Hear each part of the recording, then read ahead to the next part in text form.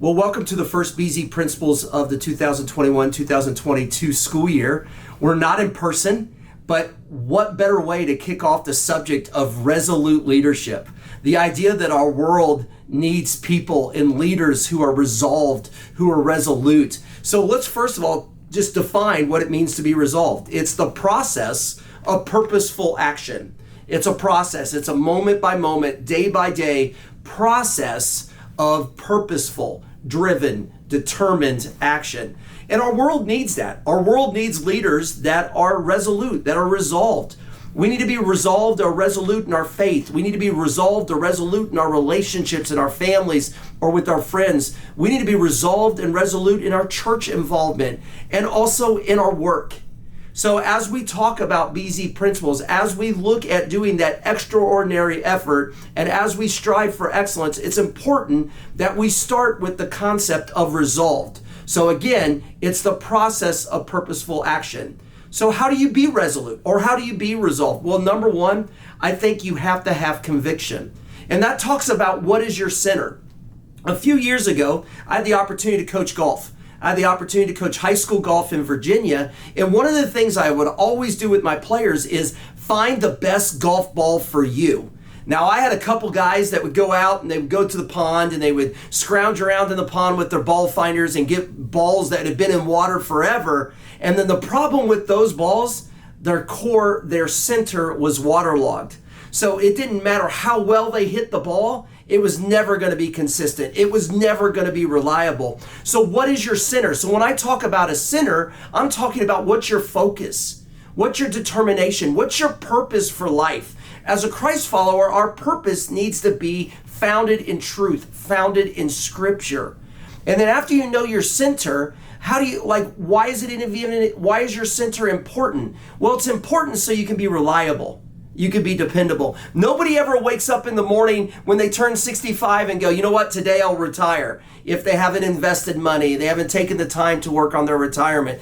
Same thing with being resolute or resolved. It takes work, it takes time. So your center, the reason why it's there is because it provides reliable, consistent results or efforts. The next thing you got to do is you got to talk about, well, what does it mean to have a center? What is my center?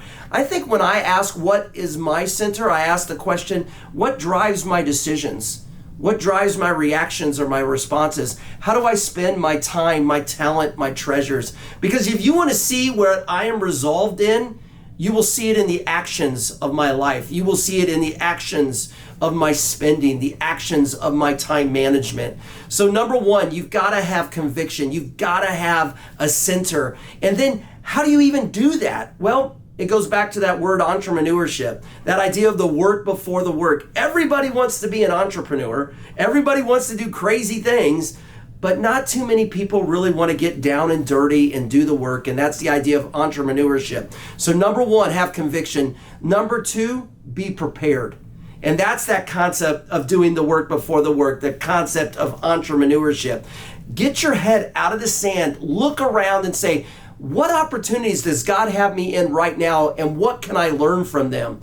And then even ask yourself the question, what are those opportunities that might come in the future, and how can I prepare for them now? I gave the example of your retirement funds. You're not going to wait till 65 or 64 and a half to start saving money for your retirement. If you do, you're in trouble. You're going to start doing that now. You're going to invest time, resources so that you can retire. Same thing with being resolved. You've got to invest the time now. You've got to be prepared. So number one, have conviction. Number two, be prepared. And number three, live courageously. I think we all want to live courageously. We're in a world right now with the COVID pandemic, and we're looking at things, the Delta variant, all these different things, and we're like, just live with courage. But you know what? You really can't live with courage if you don't have conviction. And you can't live with courage if you don't have conviction and you're not prepared. So what I want you to do in living courageously is just be decisive. Trust who God made you to be. Accept and pour your life into the roles and responsibility that you have right now. Don't look at the future always. Be satisfied with where you are right now, because that's preparing you to be resolute or resolved in your future. Can I tell you right now, it is possible to be resolved. It is possible to be resolute. It is possible to be resolved or resolute even when bad things happen, even when you have limitations. So you can be resolute. You can be resolved. And I'm excited that this year we have the opportunity to break down that concept of resolute leadership and how that will make you more busy, how that will make you provide that extraordinary effort and strive for excellence. I'm excited to be on this journey with you, and we'll just learn as we go. Thanks for being with us this morning, and go be resolute in everything that you do.